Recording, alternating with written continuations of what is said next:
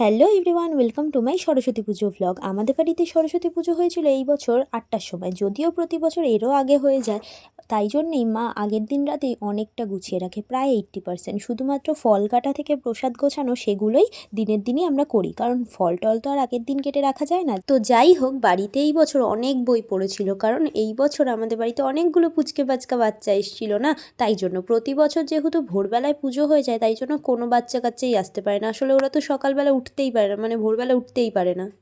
ওম নমঃ শিবায়, ওম নমঃ শিবায়।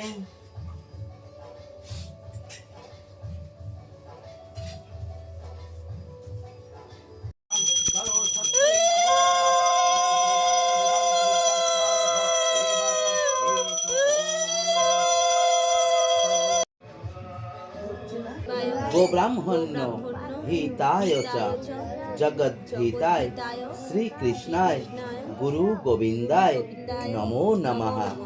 ওম পাপ ওম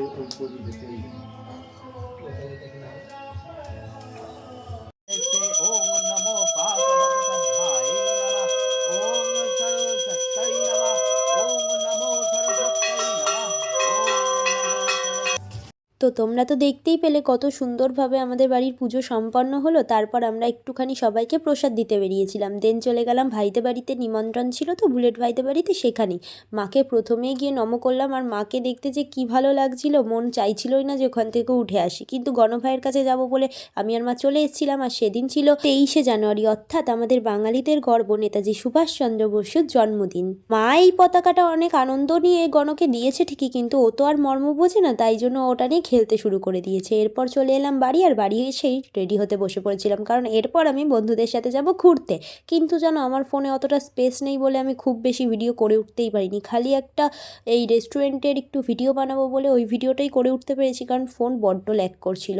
চলে এসেছিলাম এই স্যাফরন সয়ের বলে রেস্টুরেন্টটায়, যেটা ছিল ব্যারাকপুরে। আর এটা কিন্তু প্রপার রাজস্থানী ওয়েতে তৈরি করা হয়েছে অর্ধেকটা, কিন্তু ভেতরে কিন্তু ইটালিয়ান বা ইংল্যান্ডের মতো একটা অ্যাম্বিয়েন্সের ক্যাফেও রয়েছে বা রেস্টুরেন্টও রয়েছে। যাই হোক, এখানে এসে প্রথমেই তো অনেক অনেক ফটো ভিডিও তুলে নিলাম। আর এখানটা আমার দারুণ লাগছিল, প্রপার রাজস্থানী ওয়েতে চারপাইতে বসে যে খাওয়া দাওয়া হয় সেগুলো করা যাচ্ছিল, আর রাজস্থানী পুরো একটা ভাইব আসছিল। এখানে কিন্তু অনেকেই ক্যামেরাম্যান এনে সেদিন ফটোশ্যুট করছিল, কিন্তু সেদিন যেহেতু বড্ড বেশি ভিড় ছিল, তাই জন্য একটু ফাঁকা করেই আমাকে ভিডিও করতে হয়েছে।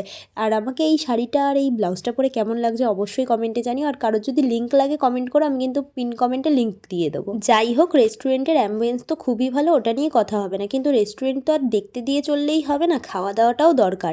এবার একটা কথা বলতে হবে, রেস্টুরেন্টটা এত সুন্দর সাজিয়েছে, একটু কস্টলি তো হবেই। আমাদের মানে বন্ধু বান্ধবদের জন্য এটা একটু কস্টলিই ছিল। তো আমরা প্রথমে এটা কি অর্ডার করেছিলাম, চিলি গার্লিক প্রন বা কিছু, আমার মনে নেই ঠিক নামটা, বাট এটার প্রাইস নিয়েছিল 450 মেবি।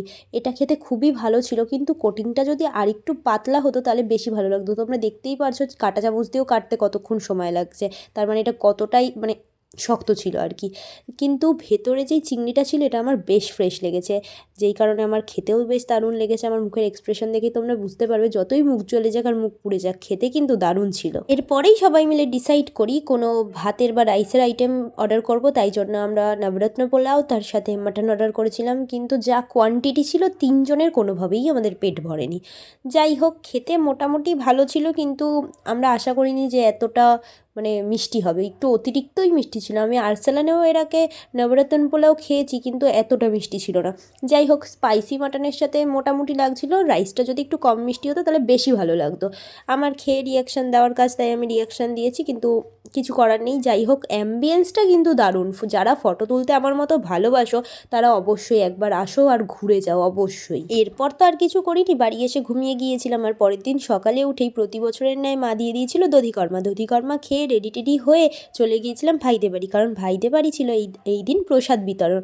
তো এখানে এসেই দেখি পাড়ার সব ভাইরা খেতে বসে পড়েছে, তো ওদের একটু ভিডিও টিডিও নিয়ে আমি চলে গিয়েছিলাম মায়ের মূর্তির কাছে একটু ভিডিও নেবো। সেইখানটা ফাঁকা হয়েছিল তো, কারণ এতক্ষণ মায়ের সামনে প্রচুর লোক ছিল। এবার তাদের তো বলা যায় না যে সরে যান, আমি ভিডিও করব। যাই হোক, তোমরাই দেখো মাকে কত মিষ্টি লাগছিল। আর অবশ্যই কিন্তু কমেন্টে জানিও। আর এই যে বুলেট ভাই যাদের বাড়িতে ছিল পুজো, সবার সাথে অনেক দেখা সাক্ষাৎ হয়েছে। পেটের মধ্যে ইঁদুর দৌড়াচ্ছে, ইঁদুরের পিছনে তো বিড়ালও দৌড়াচ্ছে। তো চলো খেতে বসে পড়ি। প্রথমেই মেনুতে ছিল মানে প্রসাদে ছিল ফ্রাইড রাইস, এই ঝরঝরে ফ্রাইড রাইসের সাথে ছিল ঝাল ঝাল আলুর দম। আর এদিকে দেখো গ্লাস ভুলভাল দিচ্ছে, ওর একটু ভিডিও করে ও সেখানেও স্টাইল মারছে, এটাও কিন্তু একটা ভাই। যাই হোক, এরপর মেনুতে ছিল বললামই আলুর দম, তো পাতে পড়ে গেল আলুর দম। আর আলুর দম দিয়ে ফ্রাইড রাইস খেতে কে কে ভালোবাসো অবশ্যই কিন্তু কমেন্টে জানিও। একেই তো পেয়েছিল প্রচণ্ড পরিমাণ খিদে, তাই জন্য আর ওয়েট করতে পারিনি, ধুয়ো ধুয়ো গরম ওঠা এই ফ্রাইড রাইসটাই মুখে পুরে নিয়েছিলাম। আর মিষ্টি মিষ্টি ফ্রাইড রাইসের সাথে ঝাল ঝাল আলুর দম খেতে কিন্তু বেশ ভালো লাগে।